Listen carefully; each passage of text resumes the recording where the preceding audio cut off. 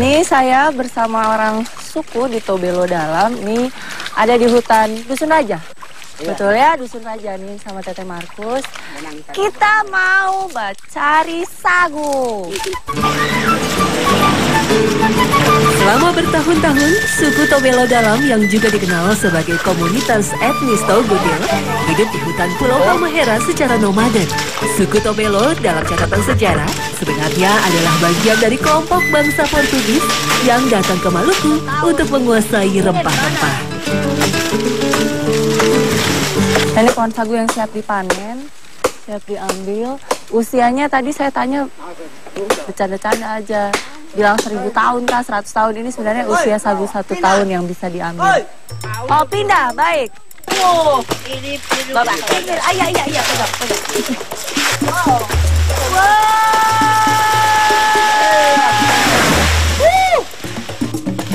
Berhadapan langsung dengan suku ini memang cukup berbeda dengan apa yang saya bayangkan sebelumnya. Kesan sederhana lebih terlihat bila dibandingkan orang Togutil kebanyakan. Tak heran, suku Tobelo Dalam lebih suka disebut orang dari suku Bila dibanding menjadi bagian dari suku Togutil.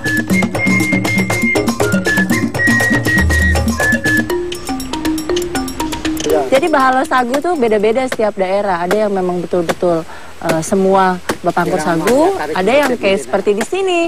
Yang bapangkur sagu cuma 1 orang aja, yang lainnya duduk-duduk. Kita dikasih teduh. Nah. duduk kembali.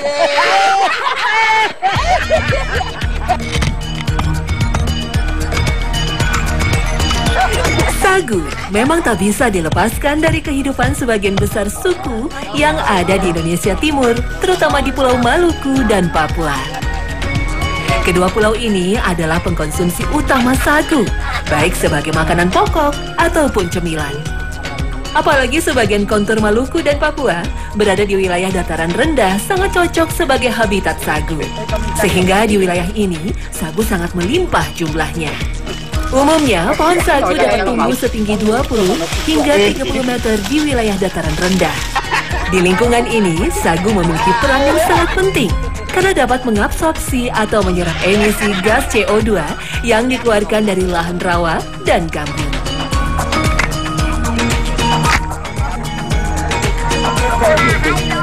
Apa itu, Bu? Dia bilang bau bagus. Bau enak. Bau-bau enak. Nah itu, tadi waktu saya mau ikut pangkur sagu. Saya udah kebayang baunya asem. Ternyata ini nggak ada baunya karena baru. Apa tadi bilang bau enak apa? Bahasa suku apa? Hai ho. Maba. Irahai. Irahai. Mabonu irahai. Ini bagus. Baik. Oke, mari. Ini kita kasih penuh, lalu kita cuci. Iya. Ayo. Bagi suku Tobelo Dalam yang tinggal di wilayah dataran rendah, hutan sagu adalah harta yang sangat penting. Ini sebabnya kebanyakan wilayah hutan sagu milik suku Tobelo Dalam dijadikan kawasan hutan adat oleh ketua suku mereka. Tempat itu. Hal ini dimaksudkan untuk menjaga agar hutan yang menjadi sumber makanan suku Tobelo tetap terjaga kelestariannya. Saya benar-benar takjub melihat bagaimana sebuah aturan tentang pengelolaan hutan telah dilakukan oleh sebuah suku yang memiliki kehidupan yang sangat sederhana. Bukan kita yang bercuci, Bapak yang bercuci. Oh, jadi tidak ada bagi-bagi tugas ya? Oke. Jadi lucu nih kalau misalnya di Papua tuh kan jelas gitu perbedaan, pembagian tugasnya. Misalnya yang laki-laki yang berhalo, yang berpangkur, ibu-ibunya, mama-mamanya yang kasih cuci. Kalau di sini siapa-siapa boleh. Sini laki semua. Oh, sini laki semua. Berarti mama-mama enak sekali ya.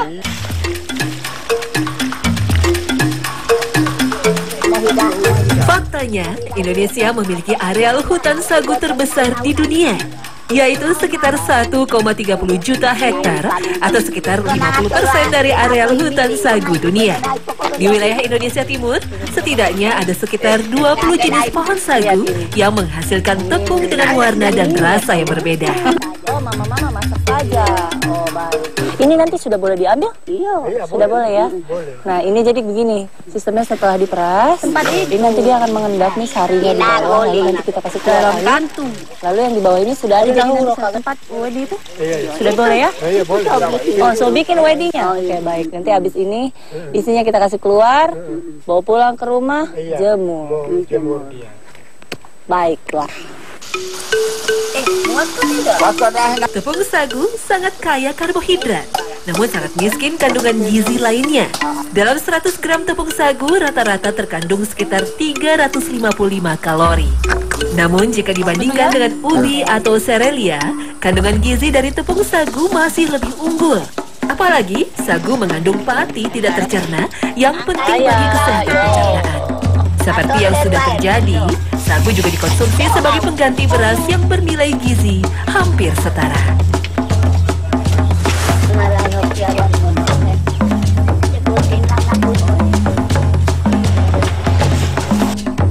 Lihat deh, ini tuh seperti cetakan kue.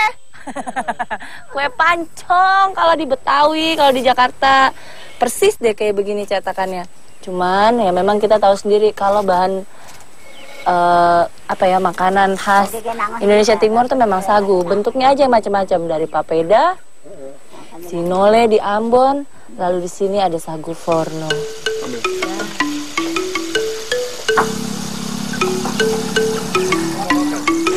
Nah, ya mau. Ya. Dia Iya. Rasanya ternyata sagu forno ini di mulut terpisah dia, karena kita makan dengan air. Kalau kita tidak makan dengan kopi, dengan serat, pasti susah karena dia tidak ada pelembut, tidak ada pengembang. Dia betul-betul tepung sagu begitu aja. Nah tadi nih satu tempat yang tadi kita ambil itu bisa bertahan untuk 2 minggu. Jadi kalau 2 minggu lagi ke depan nanti baru ambil sagu lagi begitu.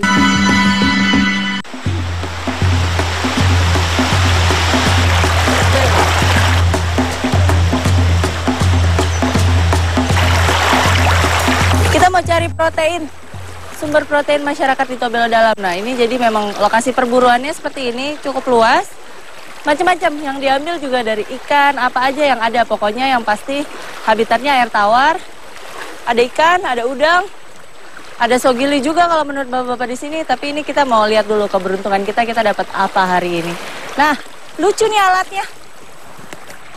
Ada yang pakai panah, ada juga yang pakai ini bambu diruncingin.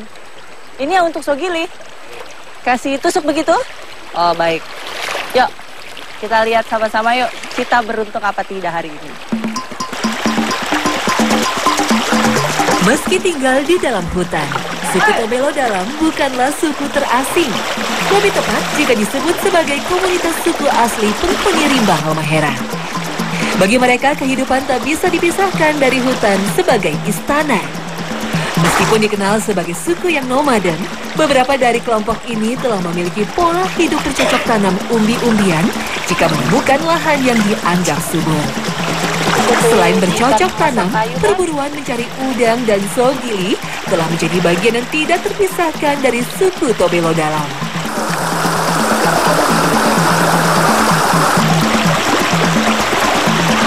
Jadi sogili itu bersarangnya di bawah-bawah batu begini. Nah tadi kenapa para bapak-bapak ini pakai kacamata, terus seperti nyelup-nyelupin kepala, itu maksudnya gini.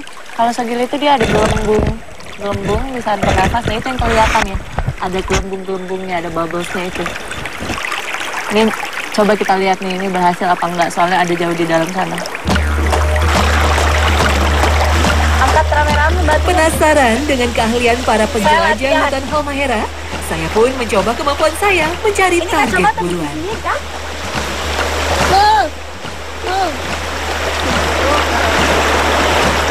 Susah ya ternyata ya. Dan bukannya jelas, nih malah kayak mata minus. Susah, coba yuk. Bismillah.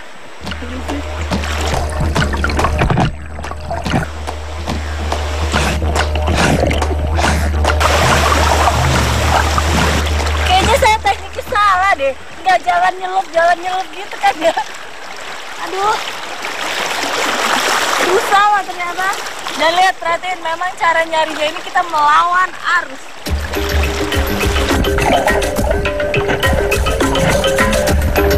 Komunitas suku Tobelo Dalam di Pulau Halmahera besar ini tersebar di sebagian wilayah hutan Halmahera Timur dan bagian selatan Halmahera Utara. Mereka sangat menggantungkan hidup pada keberadaan hutan. Suku Tobelo Dalam biasanya bermukim di daerah pinggiran sungai.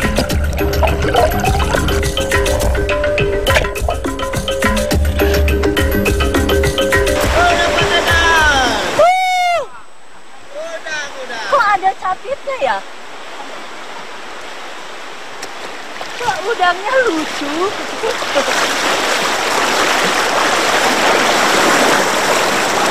Udang apa ini bilang di sini? Udang kali. Ya, oke. Di sini bilangnya udang kali, memang ini udang air tawar, tapi lihat deh. Seperti udang selingkuh nih yang di Wamena. Ada capit kepitingnya, lihat. Besar. Nah, tadi perhatiin kan, dia memang bersembunyinya di dekat kayu-kayu situ ya. Nah, jadi memang habitatnya biasanya dia yang berarus seperti ini, tapi perlu diingat juga karena dia cari tempat persembunyian, itu biasanya ada di balik-balik kayu atau batu ya. Sah, ya kan? Ini yang tadi saya bilang prestis gitu, walaupun susah nyarinya, tapi begitu lihat, oh ternyata hasil buruannya yang seperti ini. Keren ya?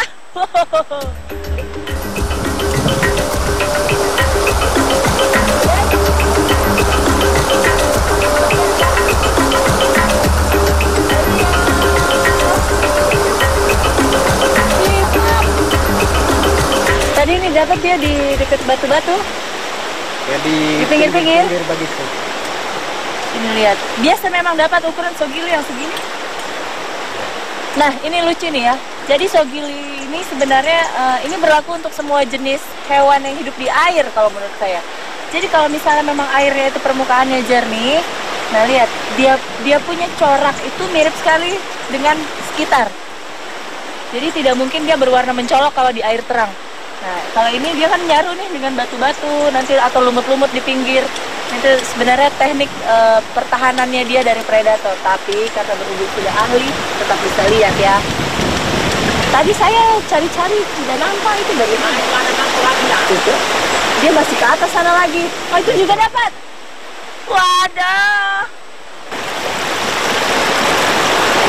Ya. Ini dapat di bawah batu atau? Ya, di bawah batu. Di bawah batu.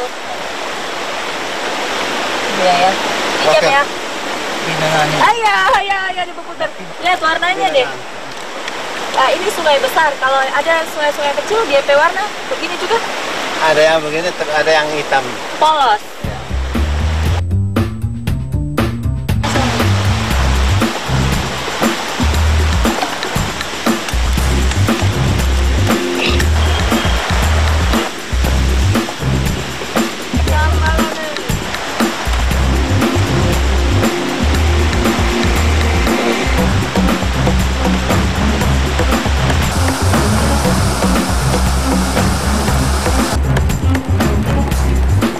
Rasa sogili ini seperti belut, seperti lele, tapi dia punya teksturnya mirip, tapi ada rasa gurihnya dari dagingnya sendiri. Jadi walaupun bumbu-bumbunya minim, bumbunya cuma pakai rica, garam, sama ada sereh. Tapi kalau overall setelah masuk ke mulut rasanya enak. Siapa tak kenal nama Bacan, Kalimaya, Kecubung, Pancawarna, serta sederet nama batu akik yang kini sedang menjadi tren di Indonesia. Sudut ujung Pulau Sumatera di Aceh hingga Indonesia bagian timur tak mau ketinggalan saling mengunggulkan hasil tambang batu mereka. Fenomena demam batu mulia membuat masyarakat Indonesia bagai terhipnotis. Para penggemar menghargai sebuah koleksi batu dengan harga yang terbilang fantastis untuk sebongkah batu yang dianggap bergengsi. Jadi sebenarnya banyak plus minusnya kalau kita bicara soal teknik pencarian batu. Kalau misalnya ini karena batunya di permukaan kita pasti pukul ya Pak ya. Iya. Nah itu kadang-kadang suka salah nggak sih? Iya, banyak sehari. Benar ya, misalnya yang pas kita toki pertama gitu ternyata di situ yang bagus. Kalau udah gitu udah nggak bisa kepake ya? Nggak bisa kepake barang. Tapi kalau misalnya kayak begini nih Pak, kalau masih muda, nanti dia akan berproses nggak sih? Ya, kadang ada yang proses, kadang ada yang Kadang ada yang enggak ya? ada yang enggak. Beda-beda. Beda-beda karakter batunya. Walaupun sama-sama giok. Walaupun sama-sama giok. Proses pembentukan batu mulia telah terjadi sejak 400 juta tahun lalu. Secara geologis, kepulauan Indonesia tidak pernah diam. Secara teratur, peristiwa tektonis terus berlangsung akibat pergeseran lempeng tektonik yang diikuti lipatan dan retakan yang berhubungan dengan pembentukan gunung api. Kegiatan magma dari dalam gunung api inilah menjadi awal mula proses mineralisasi yang kemudian menjadi batu mulia. Ya itu, jadi karena memang di sini tersebar ya Pak ya, rata, nggak cuma satu tempat ini aja. Jadi untuk cari yang grade A itu rada-rada susah juga.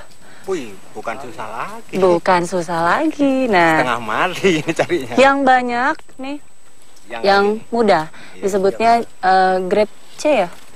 Grade C, gioknya giok muda. Ini yang banyak. Nah, ini yang sebenarnya bisa, kalau misalnya pas ketemu batuannya yang cocok, dia nanti akan berproses jadi tua. Tapi tidak semua juga. Lumayan susah ternyata nyarinya. Baik, saya pikir tadi karena di permukaan itu membuat gampang, ternyata enggak.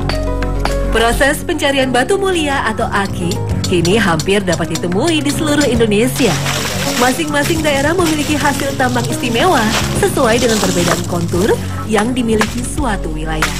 Begitupun dengan potensi batu giok yang dimiliki oleh daerah Halmahera Timur. Meskipun belum sepopuler Bacan, nama Giok Haltim mulai diperhitungkan di kalangan penikmat batu akik di Indonesia. Kurang tua ya? Atau nanti setelah gosok polis baru tua? Enggak, ini memang masih muda ya? Emang ini giok grade-nya masuk ke grade C, ini giok ini masih muda. Jadi untuk kualitasnya masih warnanya di bawah. betul. Pewarnaannya juga masih agak pudar. Jadi berbeda dengan giok yang grade-nya sudah A gitu ya, sudah betul-betul hijau ya. Hijau. Oke. Ini biasanya kalau kayak gini ada peminatnya? Ada waktu itu. Ada juga yang suka ya? Ada. Kalau yang jenis ini per kilo itu kemarin yang orang Cina Tobelo itu beli 100.000 per kilogramnya. Per kilo? Ya, per kilogramnya. Kalau di center juga sudah hijau ini. Cuma agak muda.